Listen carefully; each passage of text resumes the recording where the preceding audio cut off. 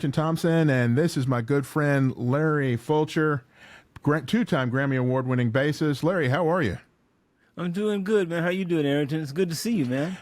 Well, we haven't seen each other in a while. We haven't talked in a while, and I need to tell everybody we're old school guys talking old school music. We have struggled a little bit the last hour or so trying to get this going. Well, we just talked about Mercury retrograding because, I mean, in all of my travels for the past few weeks, I have not had one flight that was on time, one that was one that was a day late. It's been that kind of thing. Scheduling, Yep. Electronics, communication, been whack. Whole kit and caboodle. Yes, sir. Well, but we got it all going now. We got it all going now, and we need to give a shout out to Gerald Peak, who is kind of our IT guru, who does a lot of the editing. Well, all the editing of the video.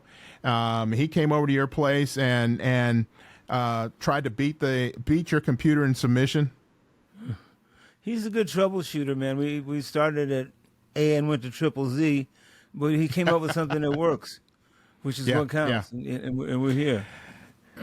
I was thinking about Sinead. You know, I really hadn't, even though I appreciated her, I had not delved that much into her background, you know, to her roots, which I started doing after we talked. And she was a very interesting lady. She didn't see herself as a pop idol. She considered herself to be a punk singer. You know, that's kind of what she wanted to be thought of as.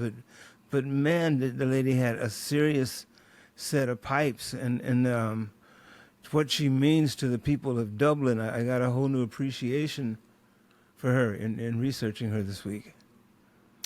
So let me just go ahead and tell everybody that this is going to be a tribute podcast to Sinead O'Connor and Randy Meisner. And so Larry's already dove into it feet first. And so, as we know, that Sinead has recently died, and I thought that we'd spend some time talking a little bit about her and her music. She had a troubled childhood, and she starts, I guess, singing around Dublin in the early 80s. And finally finds a record contract, and her first record is The Lion and the Cobra. I've had a chance to listen to that recently. Nothing really kind of jumps out at me as a great tune.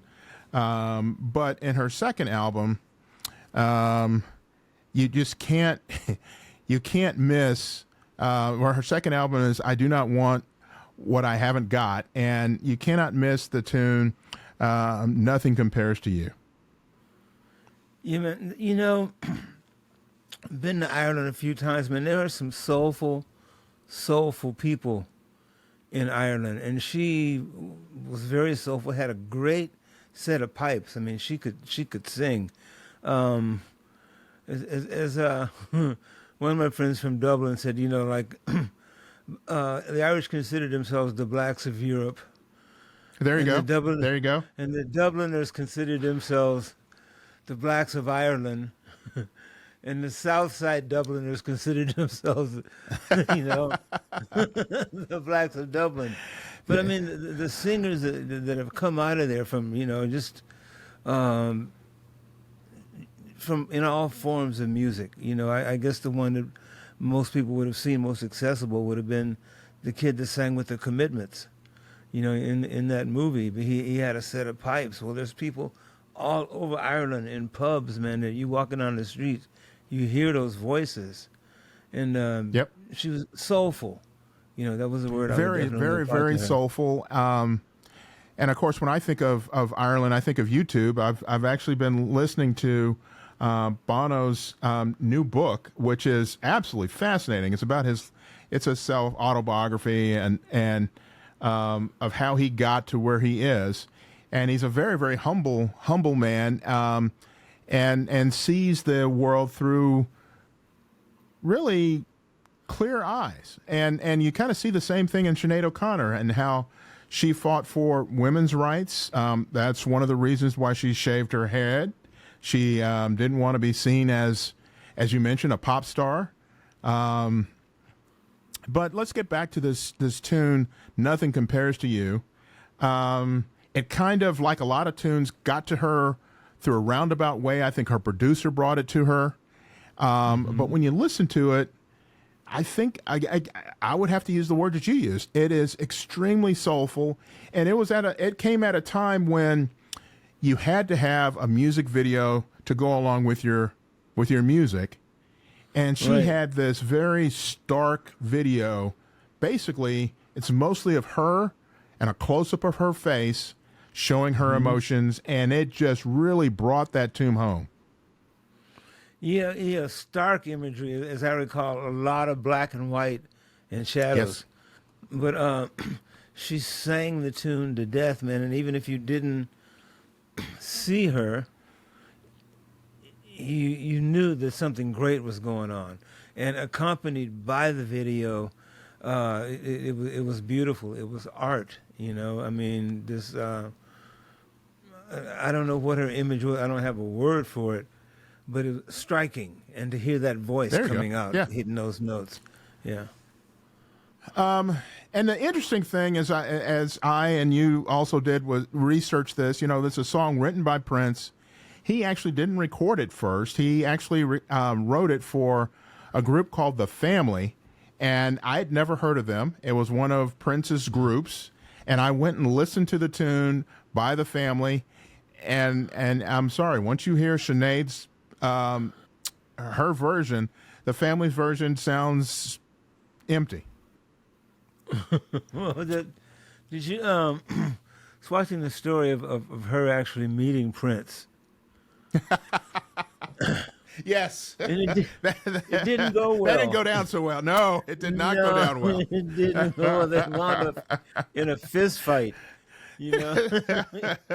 And you know, she said he didn't know that much about Irish women, that they're willing to fight, they will throw down, and she held her own. She got out of there. That was a surprising story, at least for me to hear. Me too. I read about it, and I said, you know, first of all, she said it didn't go well. I go, okay, well, and he summoned her to his house. So she is at his house. She's staying at his house, and somehow they get into a fist fight. And she said, although he may have punched harder, she got in her licks. Oh yeah, and I think he wanted. He was upset that she made it and she wasn't part of his crew, so he wanted, you know, to kind of recruit her, and she was unrecruitable. We'll just say that. Yeah, they could have done a business partnership, but she was not going to bend to anybody's whim or you know, anything, which I respect her even more for. You know. So let's transition to Randy Meisner, who also died recently. Randy Meisner was the bass player for this super group, the Eagles. When you think about Randy Meisner, what do you think as a bass player? Well, he played the right thing on bass. You know what I mean? For the genre, I had first heard him playing in a group called Poco, you know, before he joined the Eagles, man, and they were like a tight bluegrass country rock group. But man, just a great voice. Take it to the limit. You know what I mean? You heard that voice and you knew it wasn't Fry, you knew it wasn't Don Henley, but yeah, but just a great voice. He enjoyed being the bass player, did not really want to be the front man, and that was kind of, you know, I guess some of his insecurities, which came to surface and rubbed the other guys the wrong way, but he played the right thing. You know what I mean? As a bass player, it wasn't Jamerson, but he played the right thing for the music. You know, he played the right notes. His singing was impeccable. And when you listen to some of those early Eagles tunes, including, you know, Take It to the Limit and Life in the Fast Lane, those tunes that came out in the middle 70s, and you just listen to the bass, it really supports, because the Eagles were about, to me, they were about harmony, and they were about really killer guitars. And great tunes. You know, Yes. they were in this little circle of songwriters with J.D. Souther and a bunch of guys who were up in the Topanga Canyon, Linda Ronstadt and all that crew. But there was some great songwriters. Jack Timchin, who wrote Take It Easy. And then, Jackson Brown wrote some of their hits. So they were in a good circle of people. But Randy's voice, man, it was excellent. You know, it wasn't fried. It wasn't the other guy. Didn't have a twang. It didn't have this or that, but it was like water. If I had to Necessary. describe his voice. Yeah. Necessary. It was really, really good. Yeah. On our website, when we put the podcast up, we will of course have a nice link to these tunes, and I'll just have to say that we can't embed the Eagles tunes into this podcast. The Eagles are notorious for just say taking down podcasts, so we're going to respect that, and I'll put several tunes up there. Any last thoughts on let me just say before we end on Randy Meisner and end this episode, that unfortunately he and the Eagles went their separate ways. I guess before their last album, Long Run, yeah. I think it was in 1978. The Eagles are one of those groups that you really have to watch one of those behind the musics or something, because they were fighting all the time. Go ahead. That creative tension seemed to work. You know, I first, being, from Southern California, I knew who the Eagles were, but they did this record, Desperado. Yes. Man, it was immaculate. And Randy sang this tune on there called Certain Kind of Fool. And once again, his tenor just stuck out from the other guys in a really unique way. You know, it was important in the fabric of those 3 or 4 singers, what he could do with his voice while playing bass, no matter how simple it is, but he still was doing 2 solo voice instruments simultaneously. So I give him a lot of credit. I feel for whatever demons he had to deal with, but rest in peace. Before we leave this podcast, let me ask you about somebody I suspect you knew or probably still know relatively well. I was, now that I've been looking at a lot of music and a lot of videos, things just pop up on my phone, and I got a thing to pop up, and I was watching it, and it's on Carol Kay, and of course it's somebody I'd never heard of. But I knew that you have a connection with the Wrecking Crew, and she was the bass player for the Wrecking Crew, which I just overlooked that when I was doing my research. You have any words to say about Carol Kay? Carol is a great bass player. Though the stuff I did with the Wrecking Crew, Joe Osborne was on bass, who's just a rock. But I've met Carol. She's a great musician, man. Her bass part on These Boots Are Made for Walking. You know what I mean? That's just monstrous. Good Vibrations. By the Beach Boys. And that's where I heard it. They were describing Good Vibrations, and I've heard that song, I don't know, 100 times?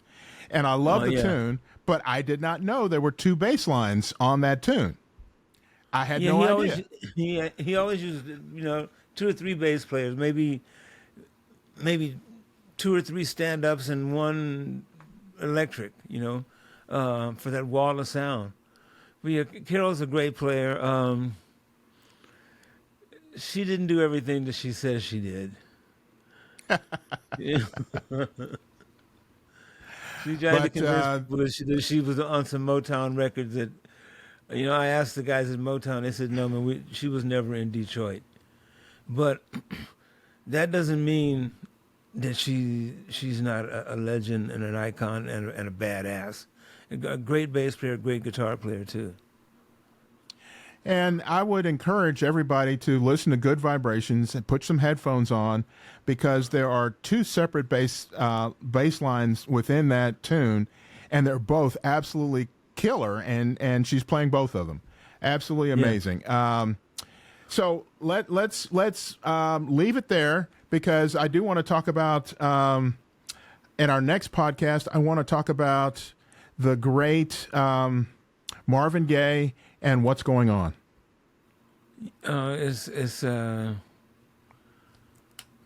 Ooh, man, if you try to figure out what separates that from being the best album of all time, it's a thin, thin, thin line. So yeah, let's talk about that. All right. I'm Errington Thompson. He's Larry Fulcher, and we're old school guys talking old school music. Thank you so much for watching. Y'all.